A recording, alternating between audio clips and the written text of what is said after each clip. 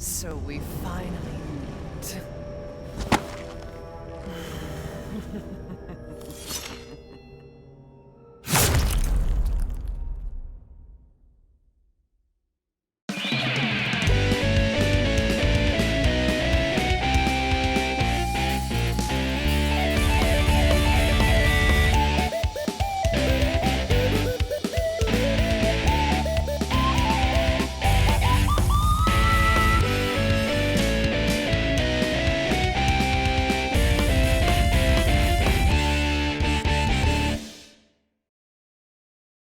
I had no intention about talking about Resident Evil when I started this channel, but then last year, something changed. I could not get into the Resident Evil franchise for the longest time. I tried a demo of Resident Evil 5 on the Xbox 360, and while I did enjoy games like Halo and Modern Warfare 1 and 2, RE5 just seemed like those games along with every other game that came out during the Xbox 360 and PS3 generation. From what I tried of the demo, it to me was just another co-op shooter, and I ended up not finishing the demo from what I remember. Years later, I tried Resident Evil 4 after hearing so much praise about it, and I did not really like it. Don't get me wrong, more power to you if this is one of your favorite games of all time, and I mean, for you, I'm glad it is one of your favorite games of all time. While I was impressed with RE4's graphics, and I mean RE4 had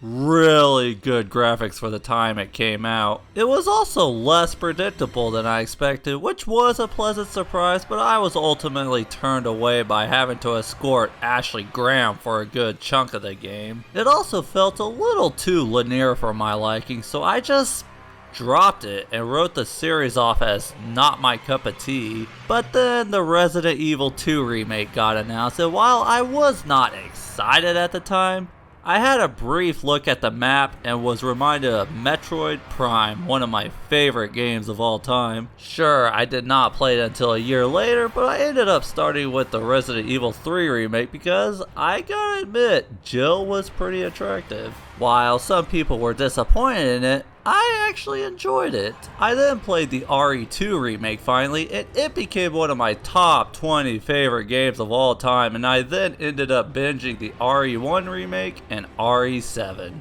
So here I am with Resident Evil 8. I got excited when it was announced, and for the first time in the series, I pre-ordered it and played it day one. And to think I had to give this franchise a third chance to find something I enjoyed from it. Well, I was never going to talk about Resident Evil, but let's talk Resident Evil. From my understanding, each game in the Resident Evil series is a standalone game. However, this game is a sequel to 7, so I would recommend playing that game before playing this one, but anyway. This game starts 3 years after the previous game. It opens up with a story from a storybook called The Village of Shadows. If you watch Harry Potter, then you can tell what inspired the presentation of this story, and quite frankly, it's actually kind of similar to the Deathly Hallows story in Harry Potter. The story is not about 3 brothers, but a child who wandered into the forest with her mother to pick berries for her father. However, after a failed attempt at doing so, the child's determination led her to go deeper into the forest on her own without her mother, and was greeted by a giant bat, and offered the child its own blood to drink. Then was given a dress, then a fish gave his fin to eat, but then the child took, not accepted, what she thought was another gift from a horse, and then a witch appears. But then the story abruptly ends there as another child fell asleep cuddled into her mother's arms. The daughter is Rosemary Winters and the mother is Mia Winters, who are also the wife and daughter of Ethan Winters, our main protagonist. I gotta say, Mia is looking good because in 7, yeesh, she was all skin and bones. Their daughter was put to bed with Mia and Ethan enjoying a relaxing, quiet evening with a little arguing about the past, but now Ethan all of a sudden has the worst day of his life again. Seriously, if you played RE7, you can't help but feel bad for this guy. When Mia gets shot and pumped full of lead, Chris Redfield, who was a good guy and rescued Ethan in the previous game, comes and shoots his wife 5 more times. Redfield's crew takes Ethan's daughter away and knocks him out. See what I mean? Ethan was transported to, well, actually, he gets stranded out in the darkness with snow all around until he comes across what seems to be an abandoned village, only not abandoned because he's greeted by vicious werewolves and even gets 2 of his fingers bitten off by one of them. Good grief, this guy really can't catch a break. He does meet survivors in the village, only... yeah, Ethan is on his own again. Instead of escaping the monster-infested village, he sticks around to look for his daughter because of what this creepy old lady tells him. A very short time later, Ethan gets captured and we are introduced to the main antagonist of this game, Lady Dimitrescu, who obviously stands out the most here and overshadows the rest of them. Benevito's doll, Moreau, Heisenberg, and the big baddie of them all, Mother Miranda. Ethan barely escapes and tries looking for his daughter in Lady Dimitrescu's castle, and oh man, be honest. How many of you want to hear about Lady Dimitrescu? I'll humor you with a character analysis and make a part 2 of this review because she is the elephant in the room. So where to start? She's a 9 foot tall, nicely endowed vampire who, yeah, I'm not gonna lie, she's pretty attractive like everyone else has been saying. She also has 3 daughters named Bella, no, not Twilight Bella, Cassandra, and Daniela. And you'd think they want to drink his blood, right? Of course they do, but Lady Dimitrescu was like, However, the daughters were thirsty for Ethan. Pun might as well be intended because there's no getting around the kinky Rule 34 stuff here. I mean, they even sound flirty and say trigger words when they try to kill you. I can't wait. Which tools do you prefer? How's it feel? But I think you're delicious. Not only that, but as you explore the castle, there is a statue of women ganging up on a man, and the part that you break off for a puzzle is, get this, Mask of Pleasure. Oh my goodness. I'm sorry, I'm getting carried away here, but they are great villains because of this. The rather dark sex appeal complements their role in the story. Even though Ethan just wants his daughter and to get out of the village, Lady Dimitrescu and her daughters play the temptress roles here. They certainly got players in the real world wanting to give in to temptation, even though they may actually cause their downfall. But of course, you do have to kill the daughters out of self-defense, and boy, Lady Dimitrescu is not happy to say the least. But then after you've explored the whole castle, she turns into a dragon and then, well, you eliminate her. Let's see, anything else? Yeah, you might want to clear your history. Okay, moving on. Ethan picks up a random flask and leaves. Ethan later finds out something he does not want to hear from a merchant who helps him for a price. It turns out the flask Ethan has contains her daughter's head. Yeah. Now Ethan has to get the rest of his daughter from Mother Miranda's 3 other subordinates. Lady Dimitrescu being the best villain in this game, I would say is a good thing, but unfortunately, she's too good compared to the rest of the other 3 bosses. I don't really have an opinion on the Benevito doll as a character, but boy do I have stuff to say regarding her section when I talk about the gameplay. Same with Moreau, all I can say about him is he's insecure, ugly.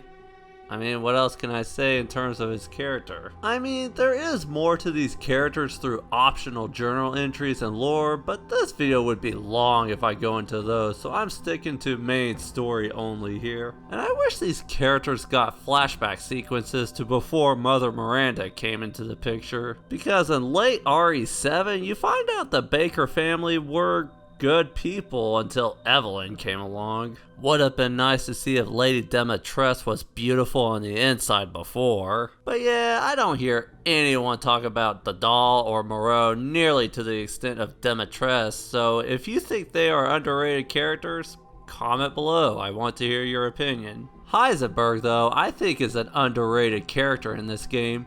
He's got a unique motive in that he really resents Mother Miranda, and he tells Ethan that she's testing him to see if Ethan's strong enough to be a part of Miranda's family. Ethan, again, just wants his daughter and wants nothing to do with it, but neither does Heisenberg, and he states that if Ethan kills him, he moves up higher and higher on the totem pole, but Heisenberg is not having it. So he wants to team up with Ethan to take down Miranda, but because Heisenberg wants to weaponize Rose, but because he wants to use Rose, Ethan refuses, and an awesome boss fight later, Heisenberg is defeated too. But also Ethan bumps into Chris Redfield, in which the game has been painting him as the bad guy this whole time, but he's still a good guy actually.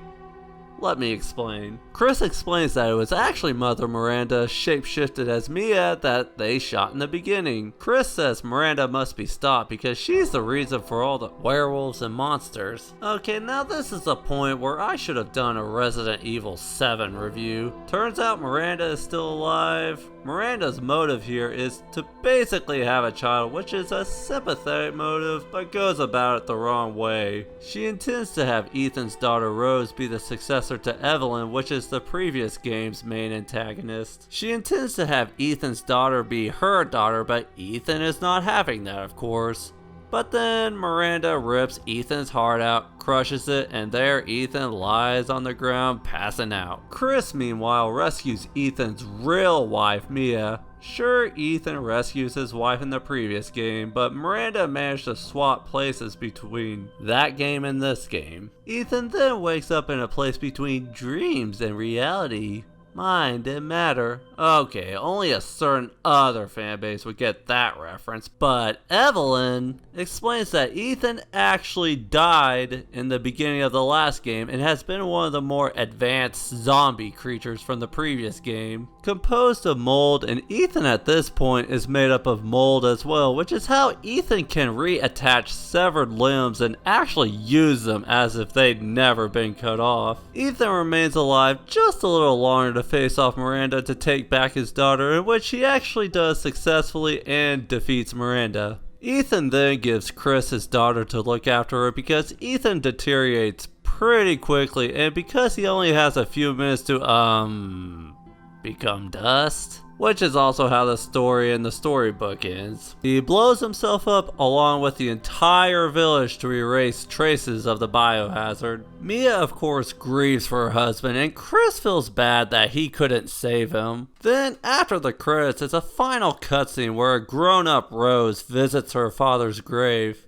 The end. Okay, so I had way more story to tell than intended. The other Resident Evil games that I've played had pretty simple stories, but this story surprised me. I did not think I would have to make a two-part review of this game. If I were talking about the other games, I would tell the story in a paragraph, but this turned out to not be the case, and I'm okay with that. I did not really grow attached to Ethan all that much, but I'm glad Capcom decided to use him again after witnessing this game's ending, because it turned out the ending of this game was a little emotional. Ethan was a better character in this game because in the previous game he would lose limbs and not react to it, making him a piece of wood. Ethan does freak out to stuff in this game, which gives him more personality, and his choice of words expressing worry for his daughter really shows that he really would go through hell and back for his family. As for Chris, the trailers did paint him as a bad guy, and most of this game did, but hey,